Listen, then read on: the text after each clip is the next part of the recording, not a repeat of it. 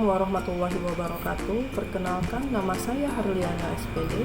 Saya merupakan mahasiswa PPG dalam jabatan tahun 2023 kategori 1 angkatan 2 program studi PPG Pasca Sarjana Universitas Negeri Malang. Saat ini saya bertugas di SMK Negeri 1 Lubuk Batu Jaya, Kabupaten Indragiri Hulu, Provinsi Riau. Pada kesempatan kali ini saya akan menampilkan video menggunakan metode START, situasi, tantangan, aksi, refleksi, hasil, dan dampak.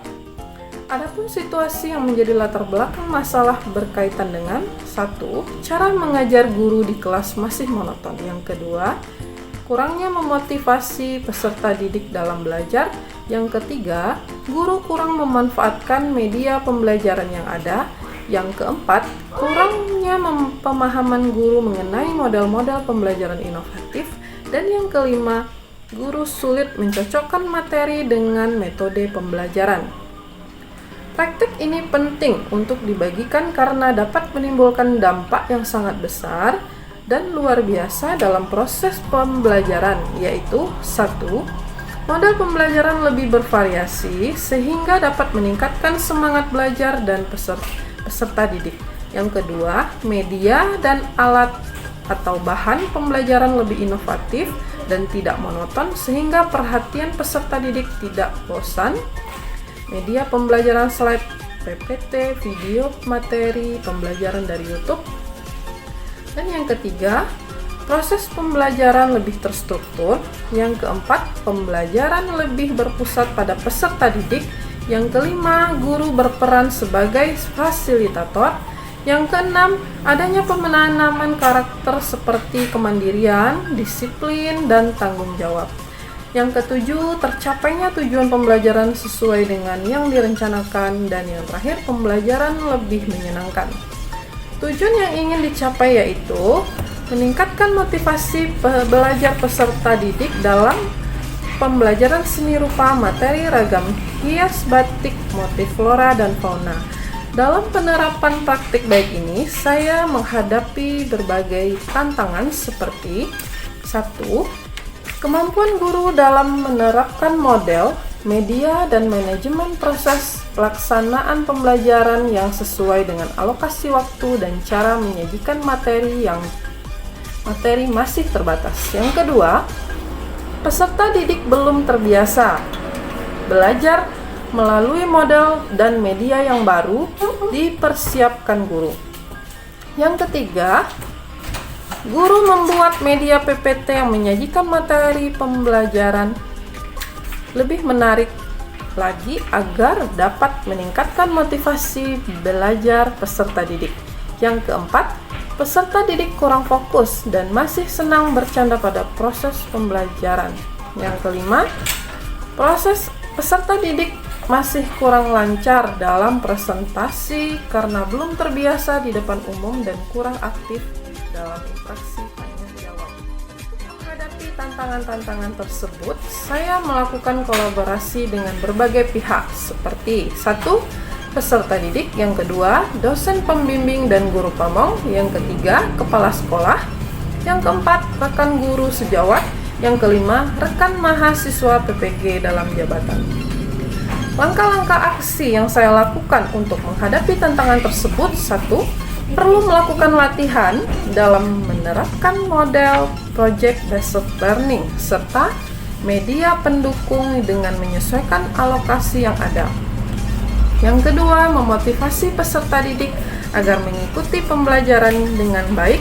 Yang ketiga, menyajikan materi pembelajaran melalui PPT dan video yang menarik sehingga tidak membosankan bagi peserta didik. Yang keempat, pemahaman dasar tentang materi ragam hias batik, motif flora dan fauna perlu ditingkatkan dengan belajar dari berbagai sumber secara mandiri. Yang kelima, kreativitas siswa perlu ditingkatkan dengan latihan secara berkesinambungan. Aksi yang dilakukan untuk meningkatkan semangat, motivasi, dan keaktifan belajar. Saya menggunakan model pembelajaran Project Based Learning atau PJBL. Langkah-langkahnya adalah: yang pertama, menentukan pertanyaan mendasar. Yang kedua, menyusun rencana proyek. Yang ketiga, menyusun jadwal. Yang keempat, memotivasi kemajuan proyek. Yang kelima, menguji proses dan hasil belajar. Yang keenam, evaluasi dan refleksi. Sumber daya atau materi yang diperlukan dalam aksi ini adalah: 1. Guru harus memiliki pemahaman yang baik tentang penerapan model pembelajaran Project Based Learning, juga penggunaan PPT dan video pembelajaran, serta alat pendukung lainnya seperti laptop, LCD proyektor, kamera, wifi, tripod, agar tujuan pembelajaran dapat tercapai. Yang kedua, materi yang diajarkan adalah ragam hias batik, motif flora dan fauna, dan video pembelajaran yang sesuai dengan materi yang diajarkan. Berikut ini adalah refleksi hasil dan dampak dari penerapan model pembelajaran Project Based Learning. Adapun dampak dari kegiatan ini adalah: 1.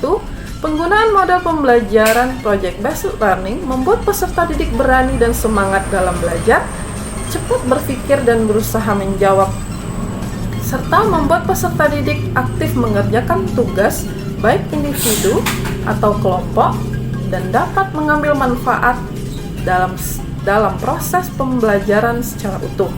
Yang kedua, penggunaan media PPT dan video pembelajaran sangat membantu peserta didik untuk cepat memahami materi yang dipelajari.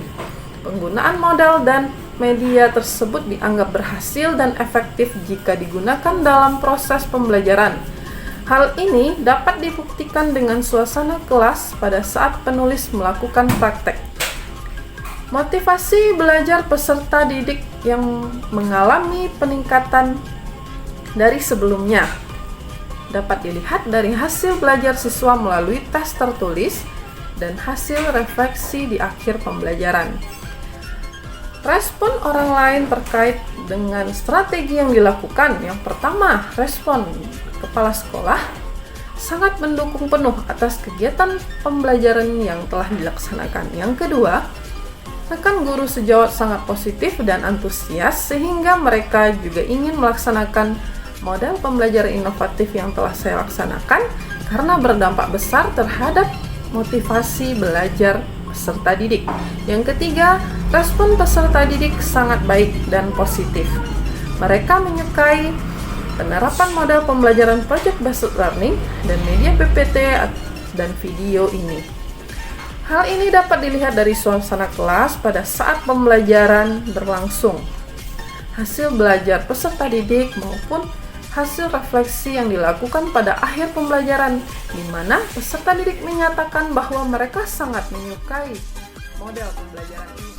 Pelajaran dari seluruh proses yang saya lakukan adalah: 1.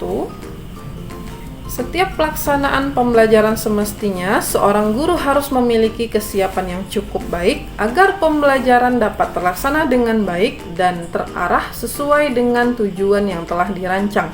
Yang kedua, terus melakukan inovasi-inovasi baru akan membawa hal yang sangat baik terhadap perkembangan dan motivasi belajar peserta didik. Yang ketiga, menjadi guru yang kreatif dan inovatif juga menyenangkan.